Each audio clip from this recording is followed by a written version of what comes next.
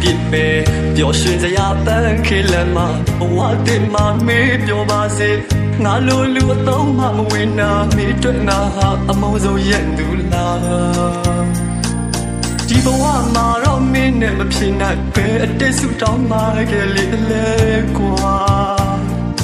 မျောလင့်ထားတဲ့စိတ်ကူးတချို့ဟာလမ်းခရီးတော့မှအိမ်မက်လို့ဖြစ်လာဖြစ်လွယ်ပြက်လွယ်တဲ့လူပမာမရှိတော့ပါလူကတိသစ္စာအမှန်ကိုအမှားထဲအမှားကိုအမှန်မြေလားအကျိုးလို့ညောင်ရည်လောင်းတယ်လို့ဘလို့ရှိမှချစ်အောင်ဆောင်ပြလာ